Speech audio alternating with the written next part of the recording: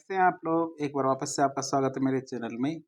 ये हमारी एक सीरीज चल रही है। सीरीज के अंदर हम मानव रोग के बारे में बातचीत कर रहे थे। इसका पार्ट 1 अपलोड कर दिया गया है। इसका ये पार्ट 2 है। यदि आपने वह नहीं देखा तो पहले आप वह देखिए, जिससे आपकी अच्छी समझ विकसित होगी। आज की बात करें तो आज शुरुआत करते हैं हम प्लेग रोग से। ये हमारी सीरीज चल रही है जिसके अंतर्गत हम विषाणु, जीवाणु और इनसे जो होने वाले रोग हैं उनकी बात कर रहे थे। तो वायरस के द्वारा, ये विषाणु के द्वारा होने वाले रोगों के बारे में हमने पार्ट 1 में बात कर ली थी। और ये हमारे 7 रोगों के बारे में हमने जीवाणुओं के द्वारा होने वाले रोगों के बारे में बात कर ली थी। 8वां रोग आज देख रहे हैं। कौन सा? प्लेग। प्लेग की बात करें तो प्लेग मुख्य रूप से चूहों की बीमारी है। क्या है? चूहों की बीमारी है। चूहों से होने वाली बीमारी जो नियमित रूप से चूहों की आबादी को नियंत्रित करती है। क्या? यदि ये बीमारी चूहों में ना हो तो चूहे पूरी दुनिया में राज करेंगे। मनुष्य की बात करें, मनुष्य संयोगों से इस बीमारी का शिकार हो जाता है। जिस एरिया में चूहे ज़्यादा हो जाते हैं तो कई बार चूहे ऐसी खाद्य वस्तुओं को खा जाते हैं जिनमें संक्रमण होता है। तो उन्हीं खाद्य वस्तुओं को यदि मनुष्य खा जाता है तो मनुष्य में गलती से ये बीमारी हो जाती है। लेकिन नॉर्मली किसकी बीमारी है? चूहों की बीमारी है। यह क्या? एक छड़नुमा अचल बैक्टीरिया पास्चुरेला पेस्टिस, इसके द्वारा होता है। यह चूहे से चूहों में एक पिस्सू होता है। क्या? पिस्सू होता है। यह पिस्तू नहीं है, पिस्सू है। पिस्सू जिनोप्सिला चियोसिस चियोपिस, इसके द्वारा फैलता है। चूहों में क्या एक पिस्सू होता है उनके शरीर के ऊपर लगा हुआ, उस पिस्सू की वजह से फैलता है। चूहे के मरने पर पिस्सू को छोड़ देते हैं। क्या? और मनुष्य को काटते हैं और रोग कारक मनुष्य में पहुंच जाता है। क्या? चूहे यदि किसी भी खाद्य वस्तु को काट लेते हैं तो उस काटने के कारण क्या वो पिस्सू क्या है, चूहे को छोड़ देंगे, वो कहाँ आ जाएंगे? उस खाद्य वस्तु में आ जाएंगे। और खाद्य वस्तु को खाने से क्या है, मनुष्य में वो रोग पहुंच जाता है। चूहों की बात करें तो घर में चूहों की मौत प्लेग के संकेत देती है। यदि घर में चूहे मर रहे हैं, कॉलोनी में चूहे मर रहे हैं, अपने आप ही चूहे मर रहे हैं, जगह जगह बदबू आ रही है, इसका मतलब वहाँ चूहों में प्लेग फैल गया है। यदि आपको याद हो तो 1918 की जो हमारे अहमदाबाद मिल सत्याग्रह था, जो महात्मा गांधी जी के द्वारा एक सफल सत्याग्रह किया गया था, तो वो भी एक प्लेग बीमारी के कारण ही, जो भत्ता बढ़ाने की बात की गई थी, तो उससे संबंधित ही था। तो उस अवधि के अंदर क्या है, महामारी बहुत ज़्यादा फैलती थी। तो यह रोग क्या सामान्यतः मनुष्य से मनुष्य में नहीं फैलता है। एक मनुष्य से दूसरे मनुष्य में कभी भी नहीं फैलता है। इसका उद्भवन काल कितना? 26 दिन का होता है। कितने दिन का होता है? 26 दिन का होता है। इसमें क्या होता है? तीव्र ज्वर, मतलब बहुत तेज बुखार आता है, अत्यधिक कमजोरी आ जाती है। लिम्फ ग्रंथियाँ जैसे कि हमारी ग्रोइन, भुजाएं के गड्ढों में सूजन, ये बहुत सारी जो लक्षण है इसमें दिखाई देते हैं।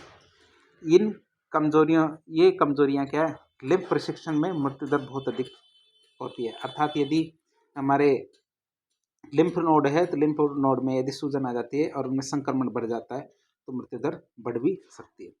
1348 में यूरोप में फैले प्लेग महामारी के कारण यूरोप की लगभग 1/3 आबादी रह गई थी। मतलब 2/3 आबादी केवल चूहों की वजह से मर गई थी। आप अंदाजा लगा सकते हो कि एक महाद्वीप की 2/3 आबादी केवल एक बीमारी की वजह से मर जाए, तो आप अंदाजा लगा सकते हो कि इसकी क्या संक्रमण का क्या स्तर रहा होगा। कि यूरोप की 2/3 आबादी क्या है, इससे मर गई थी और 1/3 आबादी बची बस इस रोग के कारण।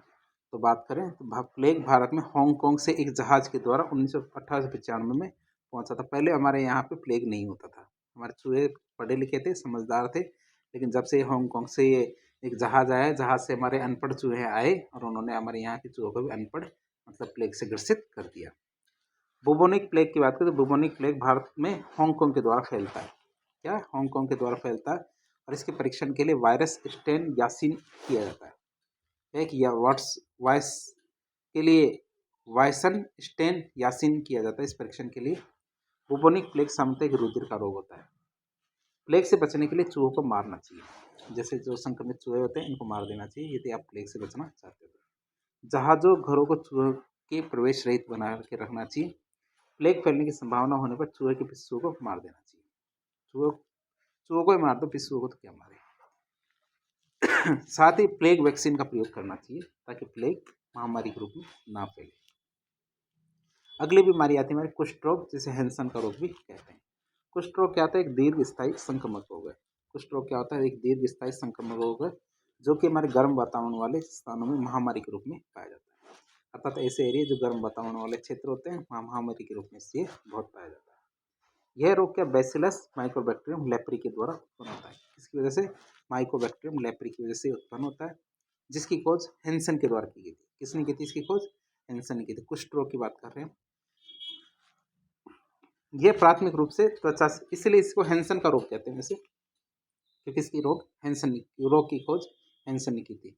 ये प्राथमिक रूप से त्वचा से म्यूकस झिल्ली और परिधीय तंत्रिका तंत्र को प्रभावित करता है। जो हमारी प्राथमिक त्वचा होती है, तो प्राथमिक रूप से क्या है, त्वचा की जो म्यूकस झिल्ली और परिधीय तंत्रिका तंत्र को प्रभावित करता है, परंतु आंतरिक अंगों को प्रभावित कर सकता है। ऐसे नहीं कि अंदर वाले को नहीं करेगा, बाहर वाले को करता है। कुष्ठ रोग में तो कोढ़ की बात कर रहे हैं, कोढ़ या कुष्ठ रोग। इसके लक्षणों में अल्परंजित त्वचीय धब्बे, प्रभावित क्षेत्र में संवेदना का आंशिक या पूर्ण ह्रास, अर्थात मतलब जहाँ जहाँ ये रोग हो जाता है वहाँ पे हमारी संवेदनाएं खत्म होने लग जाती हैं। आप वहाँ पे कुछ भी महसूस होना बंद हो जाता है। घाव, छाले, ग्रंथियाँ, शल्क अंगुलियाँ, पैरों की उंगलियाँ, इनमें कुरूपता, शरीर के भागों की हानि, मोटी तंत्रिकाओं इत्यादि को सम्मिलित किया जाता है कि कहाँ कहाँ ये हो सकता है। इसका संक्रमण तांबे नहीं, लंबे समय तक, तांबे नहीं है ये, क्या है, लंबे समय तक, लय था ये लेकिन गलत हो गया, लंबे समय तक और कुष्ठ रोगी के साथ निकट संपर्क में से होता है। यदि आप कुष्ठ रोगी के साथ निकट संपर्क में रहते हो तो आपको भी बीमारी हो सकती है। कुष्ठ रोगी जनकों से उनके बच्चों को अलग रखने पर वे एक सामान्य स्वस्थ जीवन जी सकते हैं। यदि कुष्ठ रोगी को आप अलग रखेंगे तो घर के अंदर किसी और को यह रोग नहीं होगा। यदि नहीं रखोगे तो ये भुगतना पड़ेगा। अब हम बात करें बेसिलाई। क्या बेसिलाई शरीर से नाक, गले जैसे खांसने, छींकने, त्वचा में से लहसुन के फटने के कारण फैलते रहते हैं। उद्भवन काल का सही रूप से ज्ञान नहीं है, कितने दिन का है, लेकिन सामान्य 2 से 5 वर्षों के अंदर इसका उद्भवन काल होता है, परंतु कुछ माह से 30 से 40 वर्षों तक भी ये उद्भवन हो सकता है। अर्थात शुरू में पता नहीं चलता है किसके ये कुष्ठ रोग है कि नहीं है। एशिया और अफ्रीका में लगभग 10.7 मिलियन लोग कुष्ठ रोग से पीड़ित हैं। तो आप देख सकते हैं कि लगभग 1 करोड़ से ज़्यादा लोग क्या है हमारे कुष्ठ रोग से पीड़ित है। और यह आंकड़ा किसने दिया? हमें WHO ने दिया है। कुष्ठ रोग का संसर्गात्मक रोगों में एक विशिष्ट स्थान होता है, अर्थात जो एक व्यक्ति से दूसरे व्यक्ति में फैल जाते हैं, उन रोगों में सबसे खास रोगों में कुष्ठ रोग को गिना जाता है। क्यों? क्योंकि यह रोग लंबी अवधि तक होता है और अयोग्यताओं की आवृत्ति और सामाजिक कलंक लेके आता है। यदि किसी को कुष्ठ रोग हो जाता है तो पहले आपको यदि पता हो कि 2019 से पहले राजस्थान में भी चुनाव नहीं लड़ सकता था वो व्यक्ति जिसके कुष्ठ रोग हो, लेकिन 2019 के बाद इसको हटा दिया गया है कि कुष्ठ रोगी भी क्या है, चुनाव लड़ सकता है। ठीक है, तो आप ये अंदाजा लगा सकते हो 2019 से पहले एक सामाजिक कलंक के रूप में देखा जाता था हमारे कुष्ठ रोग को, जो चुनाव लड़ने तक के लिए मना कर दिया जाता था उसको कि वह व्यक्ति पंचायत के चुनाव नहीं लड़ सकता जिसके कुष्ठ रोग है। तो आप अंदाजा लगा सकते हैं कि कितना बड़ा सामाजिक कलंक माना जाएगा इसे। यह एक उपचारित होने योग्य रोग है, अर्थात इसका उपचार संभव है, इसका इलाज हो सकता है। जनता को इस रोग के बारे में और आरोग्य रोगी है इसको सामाजिक पुनर्वास के बारे में शिक्षित करना चाहिए। अर्थात जो रोग से ग्रसित हो चुका है उसको पुनर्वास के बारे में शिक्षित करना चाहिए, कौन कौन सी दवाइयाँ दी जाए। कुष्ठ रोग की पहचान के लिए वायसन स्टेन टेस्ट का उपयोग किया जाना चाहिए।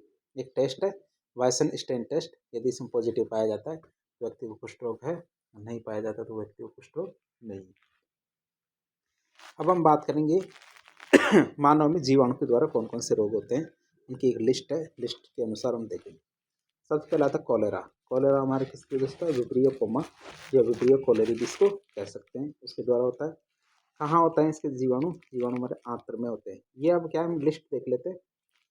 बात करें इसके लक्षण क्या है, इसमें डायरिया हो जाता है, घातक डायरिया, मतलब दस्त हो जाते हैं, पतले पतले दस्त हो जाते हैं, उल्टियाँ आती है।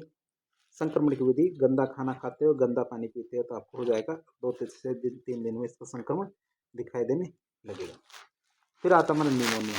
निमोनिया हमारे डिप्लोकोकस निमोनिया के कारण होता है। किस कारण? डिप्लोकोकस निमोनिया के कारण होता है। आवास की बात करें तो कहाँ होगा ये? फेफड़े के अंदर। इससे क्या होगा? सांस लेने में कठिनाई होती है। रोगी के लार के द्वारा दूसरे व्यक्ति के अंदर इसका संक्रमण हो जाता है। 1 से 3 दिन का इसका उष्मनयन काल होता है। उष्मनयन काल का मतलब कि 1 से 3 दिन के अंदर इसके लक्षण दिखने लग जाएंगे। फिर आता हमारा टाइफाइड। टाइफाइड की बात करें तो टाइफाइड क्या, साल्मोनेला जो टाइफी है इस जीवाणु के द्वारा होता है। आंत्र में इसका जीवाणु रहता है। क्या होता है इसका मुख्य लक्षण? बुखार उतरता ही नहीं है। कैसे होता है हमारे ये संदूषित भोजन और जल के द्वारा ये होता है। और 1 से 3 सप्ताह का समय लगता है पता लगने में। अगला होता है हमारे टिटनेस। टिटनेस की बात करें तो हमारे टिटनेस को जॉ ब्लॉक भी कहते हैं जॉ लॉक भी कहते हैं। ठीक है, ये लॉक जॉब नहीं है, जॉ है। जॉ का मतलब जबड़ा। जबड़ा फिक्स हो जाता है, जबड़ा हिलता नहीं है इससे। किसकी वजह से होता है? क्लोस्ट्रीडियम टिटेनी की वजह से। कहाँ रहता है ये? हमारे ऊतकों के अंदर रहता है।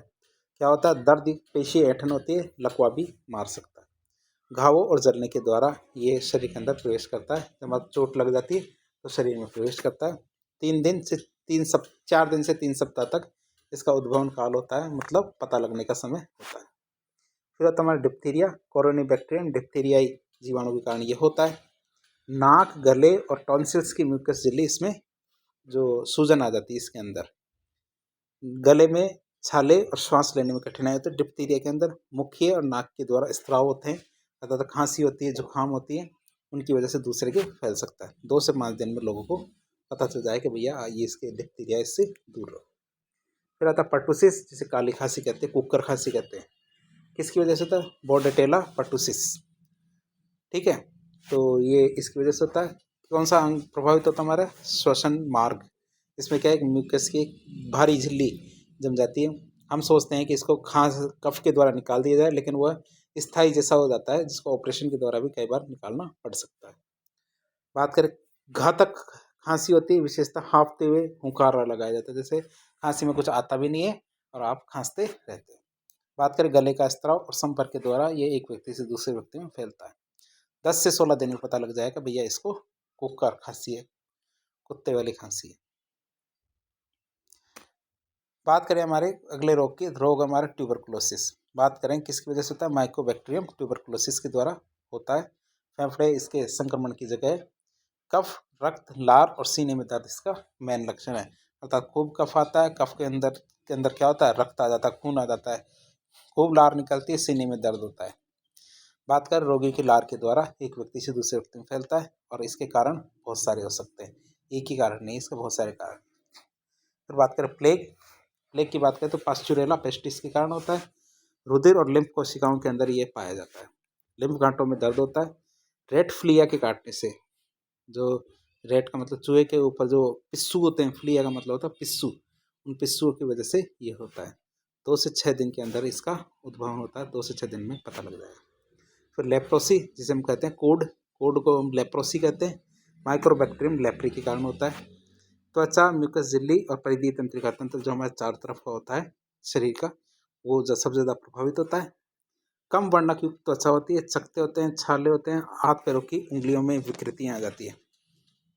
और ये कब होता है? जब आप रोगी के साथ लंबा और नज़दीकी संपर्क रखते हो। जो ये इस तरह नज़दीकी संपर्क है ना, इससे एक व्यक्ति से दूसरे व्यक्ति में कोड हो सकता है। तो ऑनलाइन के माध्यम से कोई कोड नहीं होगा, आप तो पढ़ाई कीजिए। बात कीजिए सिफिलिस की। सिफिलिस हमारे होता है ट्रेपोनेमा पैलिडम के कारण, और ये कहाँ होता है? हमारे मुंह में, जेनाइटल, रेक्टल और म्यूकोसा। जो रेक्टल म्यूकोसा है, मुख्य जेनाइटल है, वहाँ पे होता है। लेशन या चकते पड़ जाते हैं संपर्क के द्वारा, अर्थात आप यौन संपर्क करते हो तो उनके द्वारा ये एक व्यक्ति से दूसरे व्यक्ति में हो जाता है। सप्ताह की बात करें तो 3 सप्ताह इसकी जो इंक्यूबेशन पीरियड होता है। बात करें गोनोरिया की। किसकी? गोनोरिया की बात करें हम तो नाइजीरिया गोनोरियाई कारक के कारण होता है। मूत्र जनन नलिका या म्यूकोसा ये सब ज़्यादा पाया जाता है। मूत्र त्याग करते समय जलन महसूस होती है। इसमें क्या होता है? मूत्र त्याग करते समय क्या होता है? जलन महसूस होती है। और लैंगिक संपर्क के द्वारा यह एक व्यक्ति से दूसरे व्यक्ति में फैलता है। गोनोरिया 2 से 5 दिन का उद्भवन काल रहता है। फिर बात करें डायरिया की। डायरिया हमारे सिजेला, डिसेंट्रिया, साल्मोनेला, एस्चेरिचिया कोलाई और कैम्पाइलोबैक्टर, बहुत सारे कारण होते हैं जिसकी वजह से डायरिया हो सकता है। डायरिया मतलब दस्त। दिक्कत कहाँ करती है? हमारे आंतों में। आंतों में मरोड़ियाँ चलती है, ऐसा लगता है कि जैसे कोई इनको निचोड़ रहा है, निचोड़ के हमारे दस्त बन रहे हैं। क्या होता है? डायरिया होता है, दस्त लग जाते हैं। कारण क्या? हमारे संदूषित भोजन, जल, हाथ और फोमाइट्स के द्वारा ये हो सकता है। तो यदि स्प्रे लग जाता है तो ये हमारे डायरिया हो जाता है, और बच्चों में डायरिया बहुत ज़्यादा घातक होता है। तो हमने जीवाणु और विषाणु की बात कर ली। अब हम बात करेंगे लैंगिक संपर्क वाले रोग। कौन से? लैंगिक संपर्क वाले, जिन्हें STD भी कहते हैं। STD मतलब सेक्सुअली ट्रांसमिटेड डिजीज। अर्थात जो सेक्स करने के दौरान एक व्यक्ति से दूसरे व्यक्ति में ट्रांसफर हो जाते हैं। तो लैंगिक संपर्क जन्य रोग के ये वेरेनियल रोग भी कहलाते हैं। परीक्षा में आ जाए वेरेनियल रोग किसे कहते हैं, तो हमें पता होना चाहिए जो एसटीडी रोग होते हैं यही वेरेनियल रोग होते हैं, जो कि हमारे संक्रमित व्यक्तियों के साथ लैंगिक समागम के द्वारा फैलते हैं। वृहद जो वेनेरियल, ये दैनेरियल नहीं है, वेनेरियल है, और ये द्रहद नहीं है, वृहद है। ये थोड़ा सा गड़बड़ हो गई, ये 1 मिनट इसको सही करके मानेंगे। जब इतना किया तो इतना भी करेंगे, द्रहद की जगह को वृहद करेंगे और दैनेरियल को वेनेरियल करेंगे। ये लीजिए हम लोग वेनेरियल कर दिया।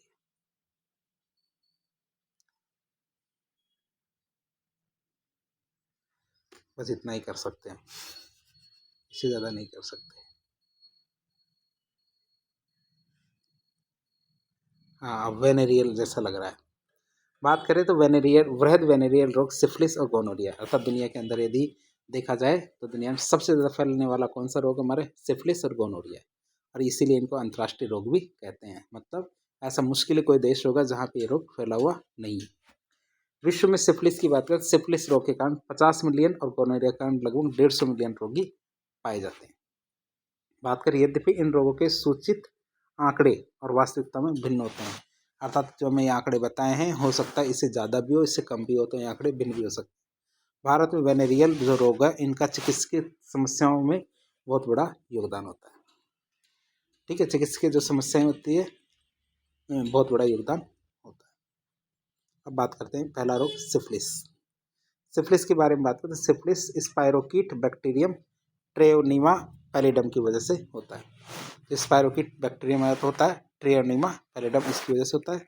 यह रोग जनन जो मलाशय और मुखीय क्षेत्र जो उनमें म्यूकस झिल्ली को प्रभावित करता है, और इससे वजह से क्या होता है, घाव उत्पन्न होते हैं। संक्रमण संपर्क के द्वारा पाया जाता है। उद्भवन काल लगभग 3 सप्ताह का होता है।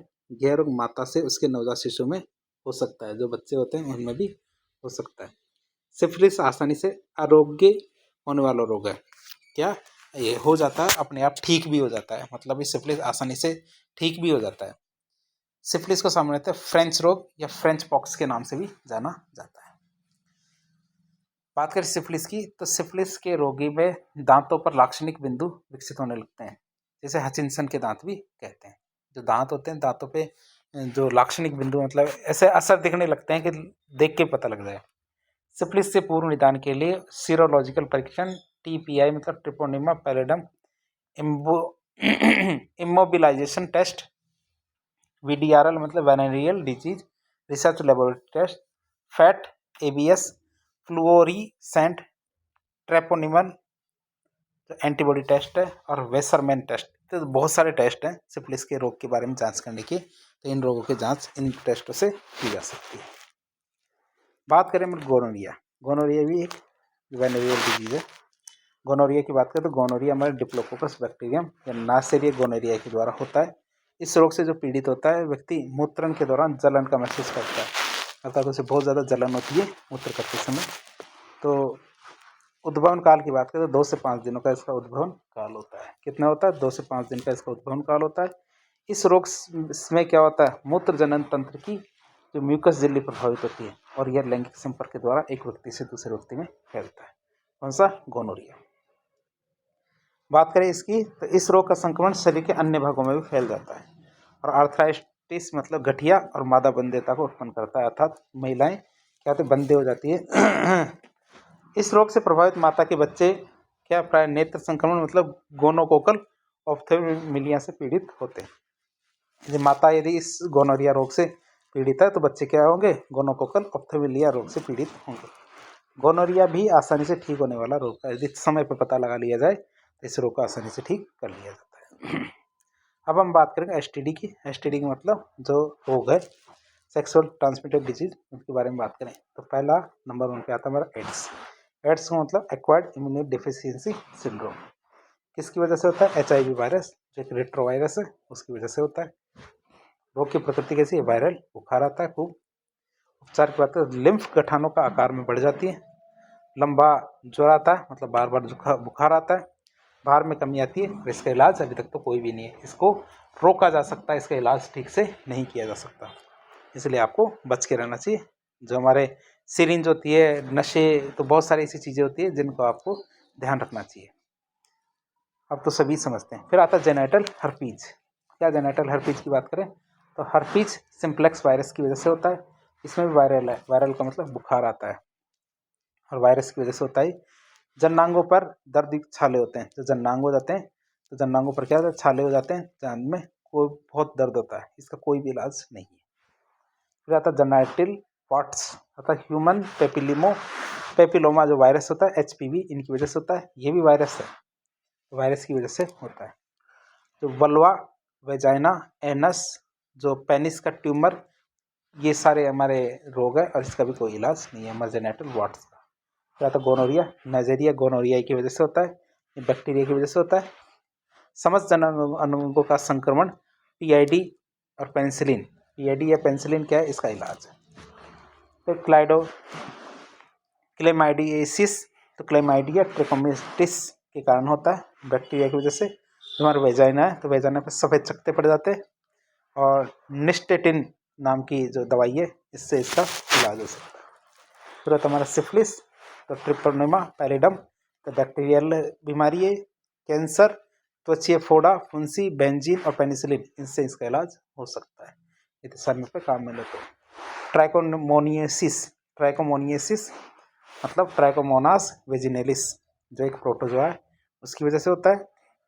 इसमें क्या होता है, हरे पीले रंग का वेजिनल स्त्राव होता है, और मेट्रोनिडाजोल यदि काम लो तो ये ठीक हो जाएगा।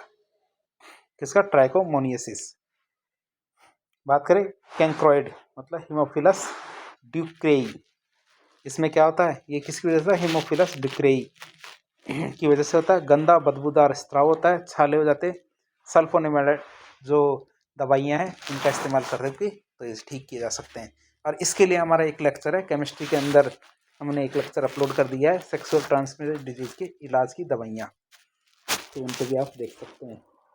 फिर एक बीमारी आती है लिम्फोग्रेनुलोमा वेनेरम, तो लिम्फोग्रेनुलोमा सिटेकोसिस बैक्टीरिया, इसकी वजह से होता है। और इंग्वाइनल लिम्फेडेनोपैथी जो स्त्राव है, इसमें होने लगता है टेट्रासाइक्लिन की दवाई। तो कई परीक्षा में इनको पूछ लिया जाता है, इसलिए आपके लिए सूची लेके हैं। अब बात करते हैं डायरिया डिजीज, डायरिया अतिसारीय रोग की बात करें, डायरिया की, तो ये आंतरिक संक्रमण का एक समूह है, अर्थात ये कोई खास एक बीमारी नहीं है, ये बहुत सारी बीमारियों का एक समूह है, जिसमें क्या आंतों में संक्रमण हो जाता है। इसमें क्या खाद्य विषाक्तता मतलब भोजन के जहरीला होना खास रूप से देखा जाता है।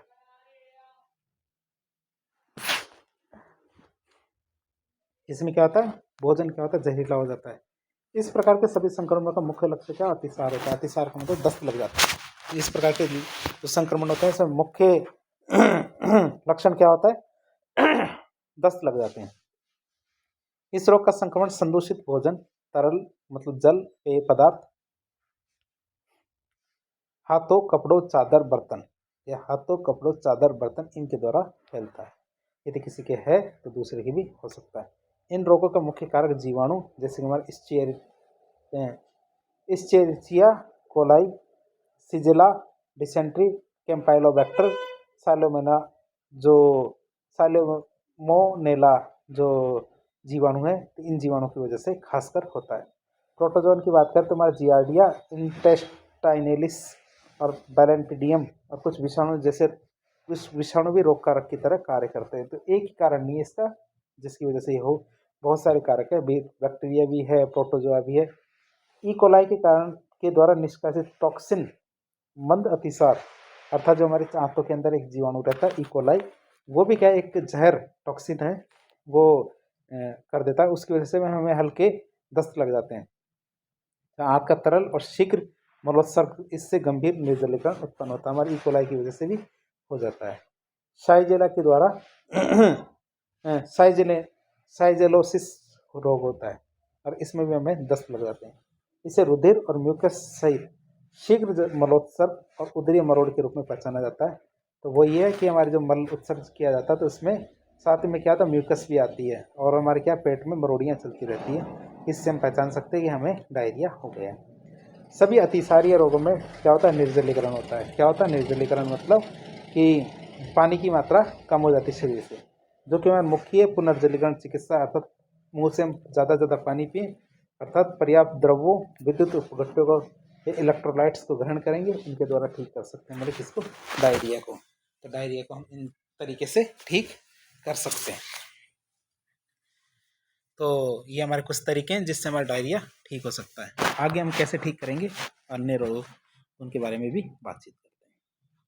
फिर आता हमारा एंथ्रेक्स रोग। कौन सा रोग है? एंथ्रेक्स रोग। तो एंथ्रेक्स रोग हमारे पालतू जंतुओं का एक सामान्य रोग है। क्या? पालतू जंतु होते हैं ना, उनका एक सामान्य रोग है। मनुष्य क्या बीजाणुयुक्त जंतुओं के संपर्क में संक्रमित हो जाते हैं। क्या?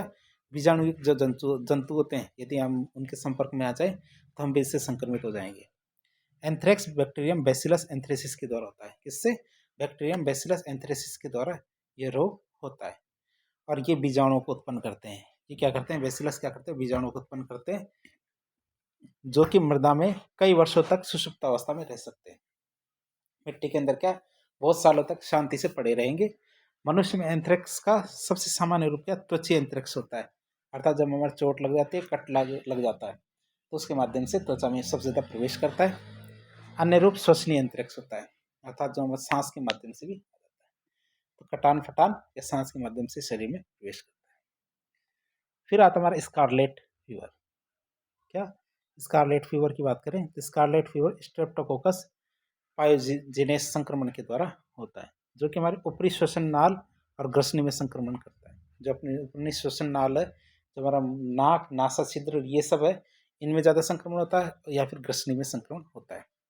एक टॉक्सिन क्या है? 12 से 24 घंटे के अंदर त्वचा पर छोटे गूज जैसे जो मुहासे उत्पन्न करता है, छोटे छोटे मुहासे उत्पन्न हो जाएंगे चेहरे पर, त्वचा पर।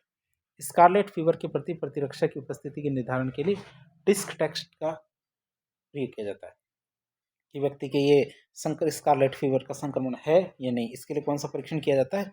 डिस्क टेस्ट किया जाता है। अगली बीमारी आती है खाद्य विषाक्तता, मतलब बोटुलिज्म। मतलब बोटुलिज्म कहते हैं, फूड पॉइजनिंग भी कह सकते हैं इसे। तो क्लोस्ट्रीडियस बोटुनियम नामक एक ग्राम पॉजिटिव एवाईवी बैसिलस जीवाणु है, जो कि खाद्य विषाक्तता के लिए बहुत ज़्यादा उत्तरदायी है। इसे बोटुलिज्म के नाम से भी जाना जाता है।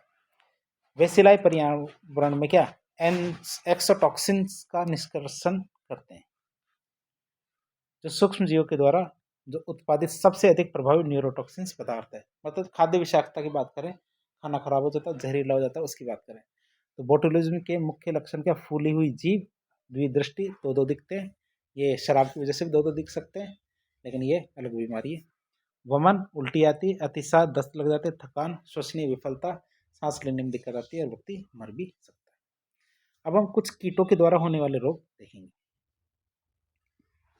सबसे पहले बात करें मच्छर के द्वारा कौन कौन से रोग होते हैं।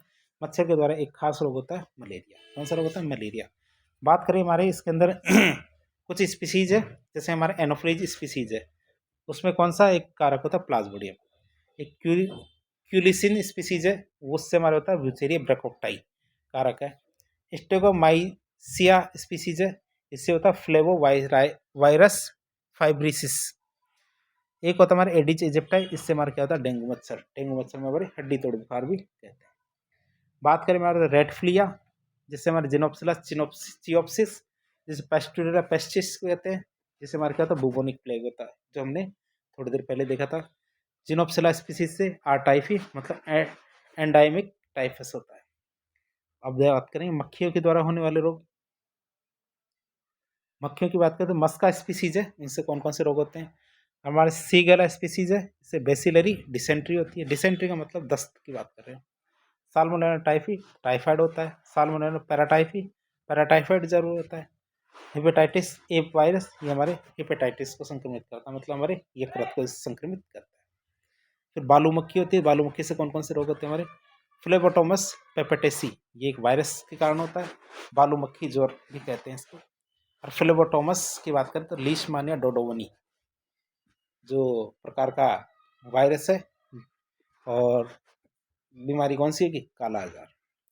फिर देह की जू, देह जू आप जानते हो, कीड़े पड़ेंगे तुझे, जुएँ पड़ेगी। तो राजस्थान में जो ग्रामीण एरिया हैं तो वहाँ पे जुएँ बहुत ज़्यादा होती है, तो देह जू वो है। तो पेडिकुलस के कारण होता है। जीवाणु कौन सा इसमें, रिकेट्सिया प्रोवेजेकी। तो ट्रेंच ज्वर आता है, कई बार किसी की जुएं ज़्यादा हो जाती है तो उसके भी बुखार चढ़ जाता है इसके। आर्क्यूंटेना भी होता है एक प्रकार। फिर माइट्स का मतलब, माइट्स तो जानते हो आप कीड़े होते हैं, ये भी माइट्स भी। ट्रोम्बिक्यूला अकामुशी, आर टस्टस गेमुशी के कारण होता है।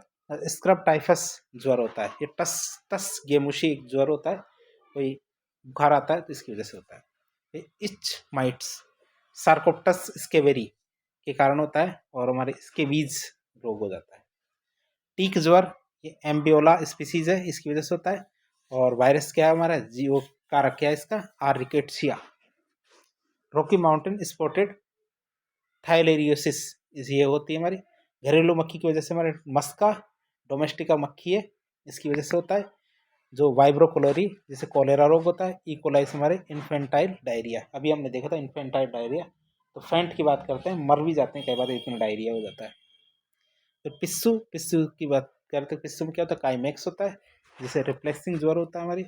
सीसी मक्खी ग्लोसिना पेप्लेसिस, जिसको टेपनोसोमा गैम्बियंस वायरस होता है, जिसकी वजह से हमें क्या होता है, स्लीपिंग सिकनेस होती है। क्या होती है, स्लीपिंग सिकनेस होती है। अब हम बात करें प्रोटोजन्स के द्वारा होने वाले रोग, जो प्रोटोजन्स की वजह से रोग होते हैं उनके बारे में बातचीत करेंगे। पहला रोग होता है अमीबियासिस, जिसे अमीबिया पेचिस या एंटेराइटिस भी कहते हैं। अमीबियासिस की बात करें तो भारत में दुर्बल स्वास्थ्य सुविधाएं, अर्थात दुर्बल स्वास्थ्य सुविधाएं मतलब जो स्वास्थ्य सुविधाएं ठीक से नहीं है जहाँ पे, अर्थात कच्ची बस्ती मलिन बस्तियाँ वहाँ पे, और प्रदूषित पेय जल के कारण विस्तृत रूप से फैला हुआ ये रोग है अमीबियासिस। संपूर्ण विश्व में यह रोग एंट अमीबिया हिस्टोलाइटिका के द्वारा होता है। पूरी दुनिया में किसकी वजह से होता है, एंट अमीबिया हिस्टोलाइटिका के द्वारा ये रोग होता है। यह परजीवी के मानव के आंत्र, बड़ी आंत्र और छोटी आंत्र के निचले भाग में रहते हैं। भोजन और पेय पदार्थों के साथ सिस्ट के अंतर्ग्रहण के कारण, अर्थात खाने के दौरान क्या है, यदि सिस्ट आ जाते हैं अमीबियासिस के, तो व्यक्ति के अंदर इसका संक्रमण हो सकता है। बात करें इसके आगे तो परजीवी जो परजीवी है, साइटोलाइसिन नामक एक प्रोटीलाइटिक एंजाइम स्रावित करता है। कौन सा, साइटोलाइसिन नाम का एक एंजाइम है, ये स्रावित करता है, जो आंत्र की म्यूकस झिल्ली है इसको नष्ट कर देगा। ये पदार्थ क्या करेगा, एंजाइम क्या करेगा, हमारे आंत्र है तो आंत्र की म्यूकस झिल्ली को नष्ट कर देगा, और ये स्त्राव क्या करेगा, स्त्रावी छाले निर्मित करेगा। क्या करेगा, ऐसे छाले निर्मित करेगा जिनसे स्त्राव होगा, और इसकी वजह से क्या होता है, पेचिस उत्पन्न होता है। क्या होता है, पेचिस उत्पन्न होता है। इस रोग में मरीज के मल पदार्थ के साथ रुधिर और म्यूकस निकलता है। क्या होता है, म्यूकस निकलता है, हमारे रुधिर और म्यूकस निकलता है मल पदार्थ के साथ। रोगी उदर में गंभीर कसावट में बड़ा दर्द, ज्वर, जी मचलना, थकान, दुर्बलता, ऐसी बीमारियां महसूस करता है। मतलब जो रोगी होता है उसके पेट में काफी कसावट भरा दर्द होगा, मरोड़ियां चलेगी, जी मचलेगा, ज्वर बुखार आएगा, थकान रहेगी, दुर्बलता रहेगी। गंभीर परिस्थिति में तो आंतरी विलाई छिद्रित हो जाती है। आप सोचते हैं आंतरी विलाई का मतलब, हमारी छोटी आंत और बड़ी आंत, छोटी आंत में क्या होते हैं, ये विलाई होते हैं, अर्थात क्या होते हैं, विलाई होते हैं, जो क्या करते हैं, इस तरह के विलाई होते हैं जो हमारे जो अवशोषण की जो सतह है उसको बढ़ाने का कार्य करते हैं, ताकि जो पोषक पदार्थ है वो हमारी रक्त केशिकाओं में जा सके। तो इसको बढ़ाने का कार्य करता कौन, हमारे विलाई। ये अवस्था कैसी होती है, मृत्युकारी भी सिद्ध हो सकती है, अर्थात बहुत ज़्यादा ये हमारे छाले बहुत ज़्यादा हो जाएंगे, आंतरिक विलाई बढ़ जाएंगे, तो इससे क्या है, हमारी मृत्यु भी हो सकती है। आंतरिक म्यूकस झिल्ली पर आक्रमण करने वाले जो परजीवी रुधिर प्रवाह के द्वारा यकृत, फेफड़ों, मस्तिष्क तक भी जा सकते हैं, और इन अंगों में परजीवी कोशिकाओं से भोजन प्राप्त करते हैं और गंभीर घाव और मवाद उत्पन्न करते हैं। बाद में इसी वजह से मृत्यु भी हो जाती है। कैसे, अमीबियासिस की। दूसरा आता है डायरिया, जिसे अतिसार भी कहते हैं। डायरिया या अतिसार की बात करें, एक सेकेंड इसको ठीक से कर लें। हाँ, डायरिया की बात करें तो अतिसार क्या, एक फ्लैजिलेटेड प्रोटोजोन्स जियार्डिया इंटेस्टाइनलिस के द्वारा होता है। किसके द्वारा, जियार्डिया इंटेस्टाइनलिस के द्वारा होता है। पहले हमने अतिसार को वैसे देख लिया डायरिया को, लेकिन हमने यही चीज़ बताई थी, डायरिया वायरस, जीवाणु, बहुत सारे ऐसे कारण हैं जिनकी वजह से हो सकता है। अब हम देख रहे हैं प्रोटोजोन्स जिनके कारण क्या डायरिया होता है। पहला देख रहे हैं हमने किसमें, जियार्डिया इंटेस्टाइनलिस, इसके द्वारा होता है। इसके बाद तो GRDA की बात करें तो GRDA को 1681 में क्या GRDA क्या 1681 में ल्यूवेनहॉक के द्वारा स्वयं के मल में खोजा था, अर्थात उन्होंने खुद के मल को चेक किया, तब जाके उन्हें इसके बारे में पता चला, जियार्डिया इंटेस्टाइनलिस के बारे में पता चला। ये प्रथम ज्ञात मानव परजीवी प्रोटोजोन्स है, अर्थात जिसके बारे में पहली बार पता चला था, किसे? ल्यूवेनहॉक को। पूरा नाम एंटोन वॉन ल्यूवेनहॉक है। ये संपूर्ण विश्व में पाया जाता है। ये क्या? संपूर्ण विश्व में पाया जाता है। संपूर्ण विश्व में मानव की छोटे आंत्र के ऊपरी भाग मतलब ड्यूडेनियम और जेजुनम इनमें होता है। क्या? ड्यूडेनियम और जेजुनम में ये रोग होता है। कौन सा? हमारा अतिसार या डायरिया। बात करें आगे, यह क्या है? प्रत्येक पृथक कोशिका पर एडेसिव डिस्क के द्वारा आंतरिक म्यूकस झिल्ली से दृढ़ रूप से जुड़ा रहता है, अर्थात बहुत खास तरीके से जुड़ जाएगा। हमारी जो आंत की म्यूकस झिल्ली है ना, उससे बहुत खास तरीके से जुड़ जाएगा, जैसे कोई फेविकोल का जोड़ो। पोषण क्या है? मृतोपजीवी प्रकार का होता है। पोषण क्या है? मृतोपजीवी प्रकार होता है। कई बार क्या होते हैं, ये हमारे जो जीव मर जाते हैं उसके बाद इनका संक्रमण होता है, अर्थात तरल भोजन देह सतह के द्वारा अवशोषित कर लिया जाता है। प्रजनन अनुदैर्ध्य द्विविखंडन के द्वारा पाया जाता है। अंतराल पर परजीवी सिस्ट में परिवर्तन हो जाता है, जो कि पोषण के मल में छुपे हुए रहते हैं। तो ये इस तरह से आगे बढ़ता रहता है। भोजन और पेय पदार्थों के साथ सिस्ट के अंतर्गण के द्वारा इस रोग का संक्रमण होता है। आंतरिक जो म्यूकस झिल्ली है, इसको ढकने पर परजीवी भोजन, विशेष रूप से वसा का अवशोषण रोक या फिर कम कर देते हैं। यह अतिसार मतलब जो हमारा दस्त है, जियार्डियासिस, बहुत बार तरल और बार बार मलोत्सर्ग उत्पन्न करता है। तो इस तरह से हमने देख लिया जियार्डिया की वजह से जो दस्त लगते हैं उसका। अब इसकी रोकथाम की बात करें तो रोकथाम के लिए क्या करें? हमारे उचित रूप से हाथ धो, डिटॉल और लाइफबॉय से हाथ धो। फल और सब्जियों को खाने से पहले धो। भोजन को धूल, मक्खियों और चींटी और कॉकरोच इनसे सुरक्षा लाओ, जिससे हमारे के मानव में इसके संक्रमण को रोका जा सकता है। और सबसे खास बीमारी हमारी मलेरिया। मलेरिया की बात करें तो मलेरिया हजारों वर्षों से उष्णकटिबंधीय और शीतोष्ण क्षेत्रों का एक बहुत ही गंभीर रोग है। यदि आपने हमारी जुरासिक मूवी देखी है, जुरासिक पार्क मूवी देखी है, तो उसमें जो फर्स्ट मूवी थी जुरासिक पार्क की, उसमें वो एक जो बूढ़ा सा आदमी होता है, उसके हाथ में छड़ी होती है। छड़ी को यदि आपने ध्यान से देखा हो तो छड़ी का जो ऊपरी सिरा होता है, वो ऊपरी सिरा क्या है? कांच का बना हुआ होता है। किसका बना होता है? कांच का बना होता है। और उसमें यदि आप ध्यान से देखोगे उस कांच को, तो उसमें क्या होता है? एक मच्छर होता है। क्या होता है? मच्छर होता है, जो कब का होता है? जुरासिक काल का। तो आप अंदाजा लगा सकते हो कि हमारे मच्छर कब से होते हैं, अर्थात जुरासिक काल की बात करें जब हमारे डायनासोर हुआ करते थे, तब से मच्छर हुआ करते थे। तो मलेरिया क्या हजारों वर्षों से उष्णकटिबंधीय शीतोष्ण क्षेत्रों का एक बहुत ही गंभीर रोग है। यह क्या अधिकांशतः कुछ वर्षों पहले विश्व स्वास्थ्य संगठन और राष्ट्रीय मलेरिया उन्मूलन कार्यक्रम के सहयोग से उन्मूलित कर दिया गया था, अर्थात इसको खत्म कर दिया गया था, लेकिन दुर्भाग्यवश दोबारा से दिखने लग गया, फिर से आ गया है। मलेरिया के आक्रमण को थकान, ठीक है, मलेरिया बात करें, मलेरिया के आक्रमण की वजह से क्या होता है? हमारे शरीर के अंदर क्या होता है? थकान हो जाती है, सिर दर्द होता है, पेशी दर्द के द्वारा पहचाना जाता है। ये थमाई पता नहीं एक शब्द गलत टाइप हो गए, ठीक है, कि भाई ये है कि कैसे पहचाना जा सकता है कि शरीर के अंदर थकान हो जाती है, सिर दर्द होता है, पेशी दर्द होता है, इनके द्वारा इसको पहचाना जा सकता है। हमारे बुखार के दौरान रोगी ठंड और कपकपी महसूस करता है। इसमें क्या था? स्थायी सिर दर्द होता है, घबराहट होती है, उच्च ताप पाया जाता है, अर्थात शरीर के अंदर तापमान क्या है? बढ़ जाता है, लेकिन कुछ घंटों के पश्चात शरीर से पसीना निकलने लगता है और शरीर का तापमान अपने आप ही ठीक हो जाता है। लेकिन इसका मतलब क्या है? मलेरिया ठीक नहीं होता है। तो वो ये है कि तापमान कंट्रोल करने के लिए पसीना निकलता है और तापमान सामान्य हो जाता है।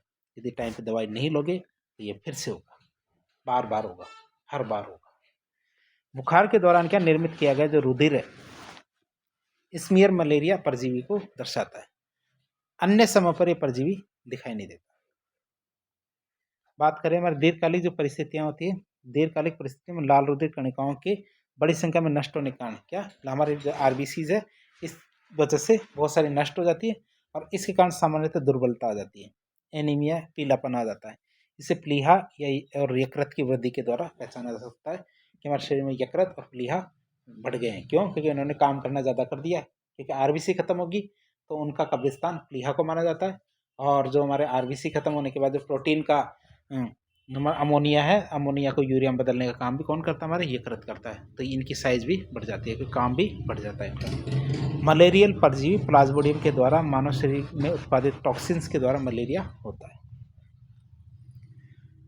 बात करें रोगी के स्वस्थ व्यक्ति में, या रोगी से स्वस्थ व्यक्ति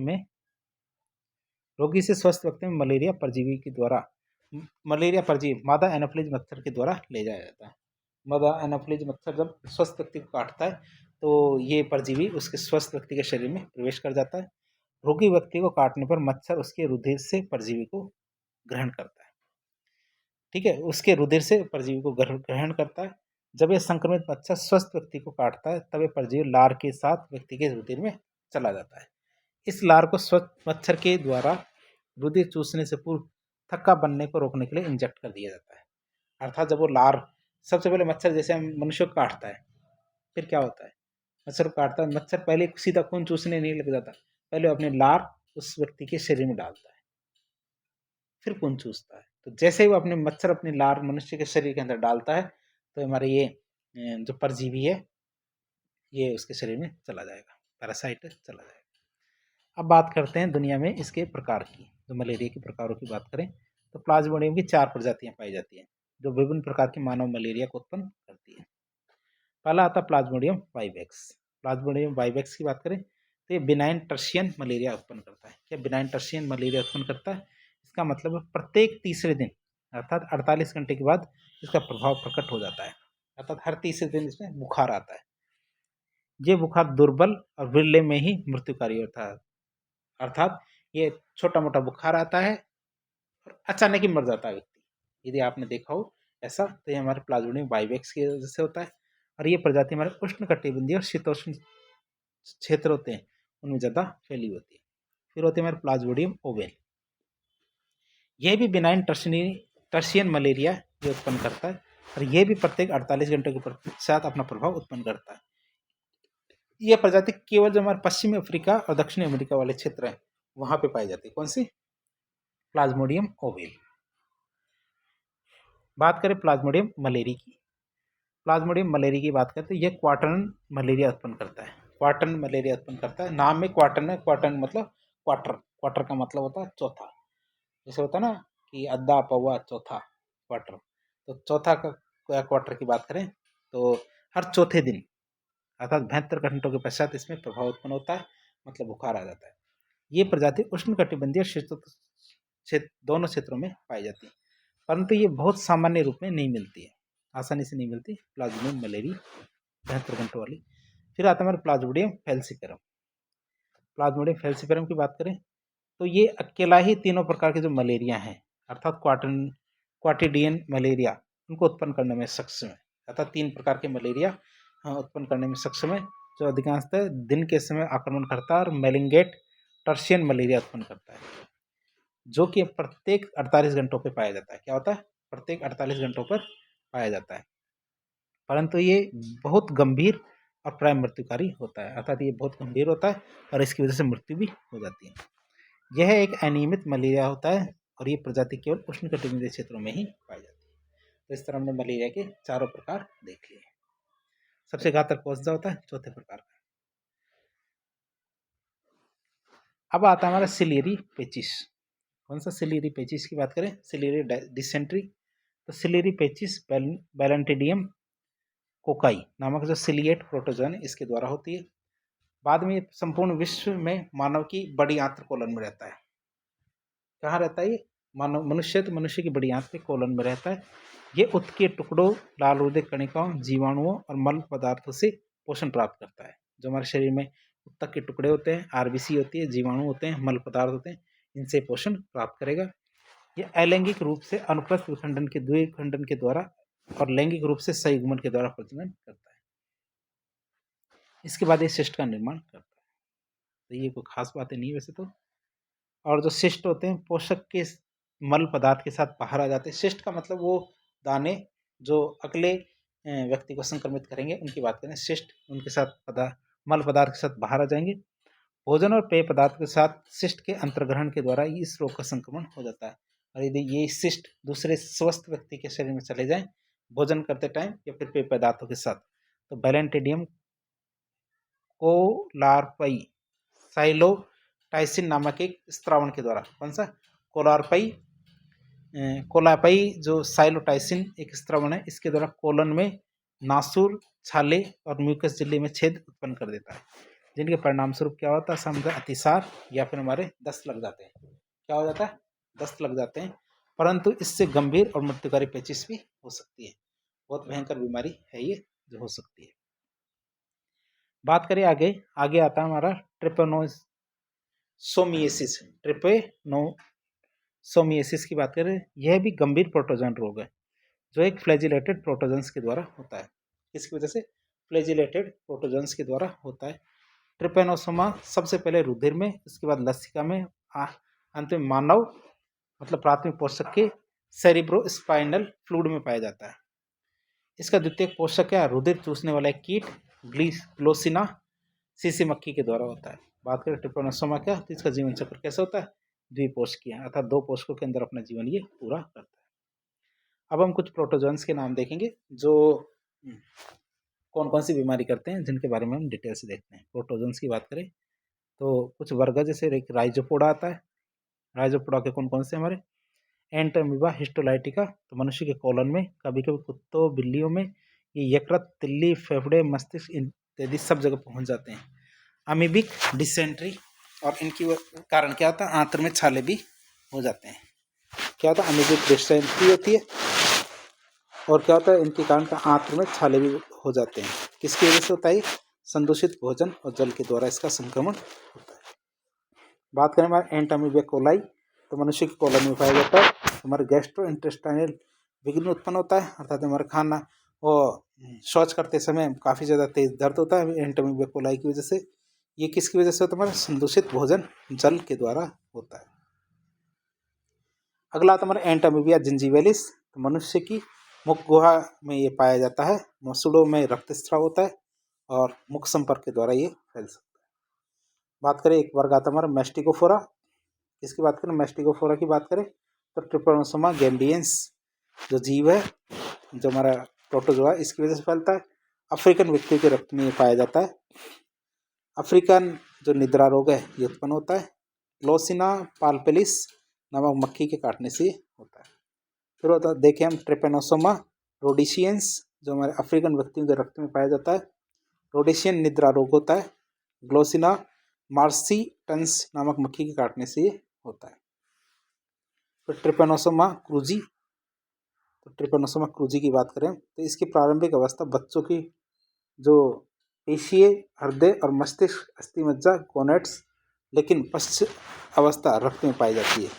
तो ये देखिए, प्रारंभिक अवस्था तो बच्चों की जो पेशियाँ होती है, हृदय होता है, मस्तिष्क, अस्थिमज्जा और गोनेट्स, इनमें पाई जाती है। और आखिरी अवस्था की बात करें तो रक्त में पाई जाएगी।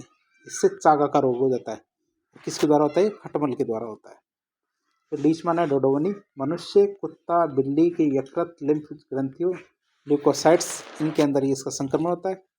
काला आजार नामक बुखार होता है, ज्वर होता है। सैंड फ्लाई या फ्लेबोटोमस, इसके द्वारा इसका संक्रमण होता है। बात करें लीशमानिया इन्फेंटम, लीशमानिया इन्फेंटम की बात करें तो बच्चों की जो तिल्ली है वो संक्रमण होता है। इसमें तिल्ली के आकार में वृद्धि हो जाती है। सैंड फ्लाई मतलब फ्लेबोटोमस के द्वारा संक्रमण होता है। फिर लेशमानिया टोपिका, हमारे मनुष्य की त्वचा की जो रुधिर कोशिकाएं होती हैं उनके एपिथेलियम में इनका संक्रमण होता है। तो ओरिएंटल सोर नामक बीमारी होती है, मतलब इसमें दिक्कत आती है। सैंड फ्लाई या फ्लेबोटोमस के कारण ये होता है। फिर बात करें हमारे लीशमानिया ब्रेसिलियंसिस, लीशमानिया ब्रेसिलियंसिस की बात करें तो संक्रमित मनुष्य, कुत्ता, बिल्ली, इनकी वजह से होता है। त्वचा रोग मतलब मनुष्य में इंस्पिडिया हो जाता है। सैंड फ्लाई के द्वारा मतलब फ्लेबोटोमस और संपर्क के द्वारा ये रोग होता है। बात करें ट्राइकोमोनास बक्केलिस, तो ट्राइकोमोनास बक्केलिस की बात करें मनुष्य के संक्रमित मसूड़ों में ये होता है। संक्रमण कहाँ होता है, मसूड़ों के अंदर होता है। इससे पायरिया हो जाता है, अर्थात दांतों में सड़न रहती है और रक्त भी आ जाता है। किसकी वजह से होता है, संक्रमित भोजन की वजह से। ट्राइकोमोनास हेमिनिस, तो मनुष्य और अन्य कशेरुकियों के कोलन में पाया जाता है। पेचिस हो जाती है इसमें, अर्थात जो हमारे आंतें होते हैं, आंतों में छाले पड़ जाते हैं। संदूषित खाने खाद्य पदार्थ और जल के द्वारा ये फैलता है। फिर ट्राइकोमोनास वेजिनेलिस की बात करें तो महिला में मूत्रजनन नलिका है उसमें संक्रमण होता है। वेजिनाइटिस ये रोग है, लैंगिक समागम के दौरान ये एक व्यक्ति से दूसरे व्यक्ति में हो जाता है। फिर बात करें जियार्डिया इंटेस्टाइनलिस मतलब मनुष्य के छोटी आंत्र में होता है, डायरिया हो जाता है, दस्त लग जाते हैं, संक्रमित भोजन के कारण होता है। फिर एक वर्ग आता है स्पोरोजोआ जिसमें प्लाज्मोडियम वाइवेक्स, प्लाज्मोडियम फैल्सीवेरम, प्लाज्मोडियम मलेरियाई और प्लाज्मोडियम ओवेल, इनके कारण मनुष्य के इरिथ्रोसाइट्स और यकृत में इसका संक्रमण होता है। विभिन्न प्रकार के मलेरिया हो जाएंगे मादा एनोफ्लिज मच्छर के काटने से। फिर बात करें बबेसिया बाइजेमिना पशुओं की इरिथ्रोसाइट्स में संक्रमण होता है। टेक्सस ज्वर और डायरिया हो जाता है। फ्लिया ये जो हमारे जो पिस्सू होते हैं उनके काटने की वजह से होता है। फ्लिया मतलब पिस्सू। आइसोप्सोरा होमिनिस मनुष्य की छोटी आंत्र में होता है। डायरिया और अन्य गैस्ट्रिक परेशानी इससे होती है। और किसकी वजह से होता है? संदूषित भोजन खाने की वजह से। इमेरिया स्टडी खरगोश की हिपेटिक डक्ट है और यकृत की म्यूकस ग्रंथि इनकी कोशिकाओं में ये सब ज़्यादा पाया जाता है। डायरिया और यकृत की अपसामान्यता हो जाती है इससे और उनके ओसाइट्स के द्वारा ये होता है। बात करें हम आज का आखिरी चिलिएटा, तो चिलिएटा वर्ग की बात करें तो इसमें बैलेंटिडियम कोलाई मनुष्य के कोलन में पाया जाता है। कोलन में छाले और डायरिया हो जाता है और बीजाणु के द्वारा ये फैलता है।